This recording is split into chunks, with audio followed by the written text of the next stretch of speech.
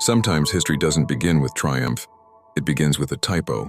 In the year 2189, after 3 failed expeditions, humanity sent its 4th and final ship to a world called Elindra 9, a silent planet circling a red dwarf star.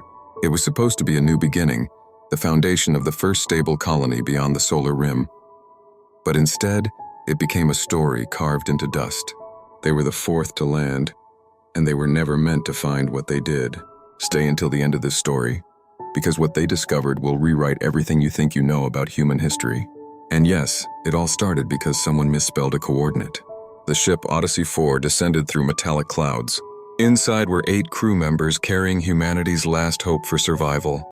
Commander Halden Meyer led the descent, unaware that one small mistake had already sealed their fate. A single letter in their navigation file, changed by accident, shifted their landing point 2,000 kilometers off course. They touched down on barren ground, believing they had reached their assigned grid. The terrain was quiet. No beacon signals from earlier missions. No traces of metal or power signatures. Only the endless hum of wind. "Strange," said Niravos, the co-pilot. "No sign of Mission 3. "Maybe the beacons are buried," answered Rin, the youngest engineer, and the man who unknowingly made the error.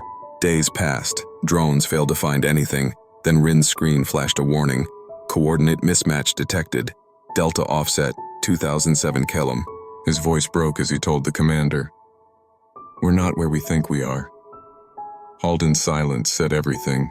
They had landed too far to refuel, too far to return, and too far to call for help. Tension filled the camp. Rin was blamed, demoted, ignored.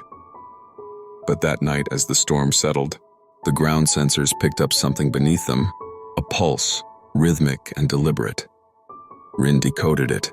2 words appeared, "Welcome back." He stared, frozen. The signal was old, using a 20th century Earth format. No one believed him, but in that moment he realized the truth. The planet wasn't silent, it was speaking, and whoever had built that message was human.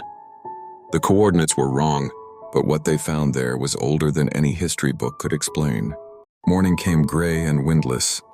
Commander Halden ordered silence about the signal, calling it a glitch, but Rin couldn't let it go. He traced the source, a hollow vibration roughly 30 meters below the surface. He convinced 2 crew members to help him dig. Every strike of the drill echoed like metal beneath sand.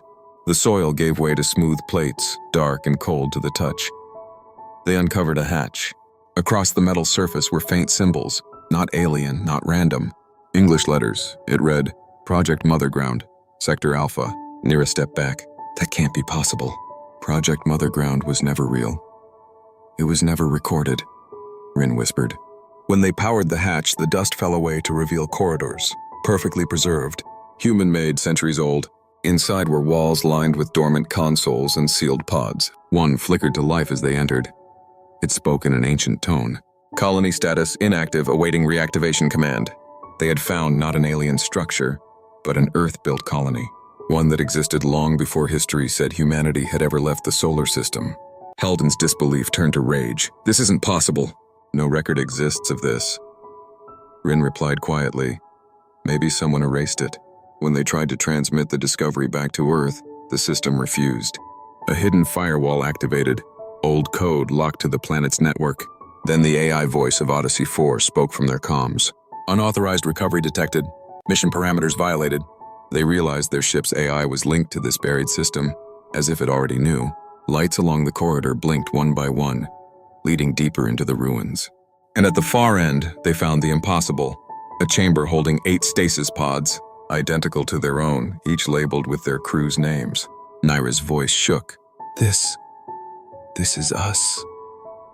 Rin stepped closer to one pod and saw his reflection, and beneath the frost, his own face asleep inside it. The message echoed again, "Welcome back." He finally understood. They weren't the 4th to land. They were the same crew, awakened centuries later by an automated recall. The expeditions that came before were just them, over and over, repeating the same mission, each time believing they were the first. Commander Halden collapsed to his knees. "We've been landing here for centuries, dying here for centuries." Rin looked around the chamber, the walls humming faintly like a heart beginning to beat again. He whispered, "No, not dying, remembering. Outside, the planet's winds began to rise again, carrying static whispers that sounded almost human. And in that silence between worlds, the truth settled like dust. Humanity didn't find Alindra 9. Alindra 9 had been waiting to wake them up. They thought they were explorers, but they were survivors of their own forgotten creation. The fourth to land was never the last. They once thought they came here to build a new world. Now they knew they had returned to an old one. The discovery of the pods changed everything. 8 bodies preserved beneath centuries of sand, each wearing the same tags, the same insignia, the same faces as the living crew above. The room pulsed with a quiet energy, as if the planet itself exhaled through its walls. Commander Halden stood frozen, his reflection flickering between present and past. Rin's hands trembled over the control panel. Naira whispered, almost to herself, "If this is real, we've never left this place." The air vibrated. The dormant system came alive. Screens lit up with faded blue text. Project Motherground, Cycle 13, reboot complete. Rin spoke softly. Cycle 13. That means we've done this 12 times before. The corridors shuddered, doors unlocking one after another. They followed the lights deeper into the structure, through a maze of steel and memory. Every wall carried scratches that looked like handwriting, messages carved by previous versions of themselves. Don't trust the recall. The planet wakes before we do. If you are reading this, you already failed. Outside, Alindra's horizon bled red into the sky and lightning forked across the dunes. Inside, the temperature rose as the facility's reactors stirred again, drawing power from deep beneath the crust. Rin stopped at a terminal displaying a single blinking line.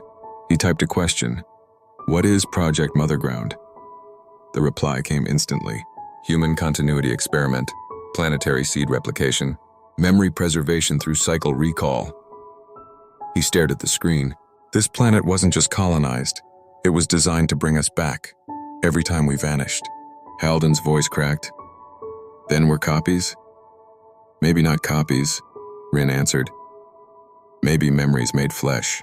The planet's archive rebuilt us until we remembered enough to stop repeating the same mistake. The truth settled like gravity. Alindra 9 was not merely a colony. It was a mirror of humanity's persistence, a machine world programmed to recreate its founders after every failure, hoping one generation would finally understand why they began. The system spoke again, the tone old and human, as if it carried 1,000 voices within one. Cycle 13 achieved full awareness, mission complete. Rin looked up. Full awareness? You remembered yourselves, it said, and that was the purpose. For the first time since they landed, silence felt gentle. The storm outside faded, leaving a soft glow that shimmered through the cracks above. They realized the planet had been testing them, teaching them, reviving them until they could see the pattern, until humanity could learn not just how to survive, but why it needed to begin again. Rin uploaded their final log, not to Earth, but into the planet's core memory. He said, "If someone ever lands here again, let them know we made it home." The voice of the system replied, "Home is not where you land, it's what remembers you." As dawn rose over Alindra 9, the crew stepped outside the buried halls. The sand that once seemed lifeless now shimmered with fragments of light, data crystals spreading like seeds across the dunes. Each step they took reactivated another memory, another echo of those who came before. The camera of the mind pulls upward, a world breathing, glowing, alive again. Odyssey 4 stands beside the ruins of its own origin, watching the first sunrise they truly understood.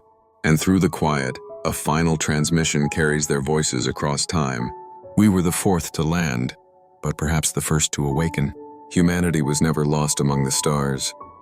It was asleep, waiting to remember itself. This is Aethryxalcosmic, where the future remembers us.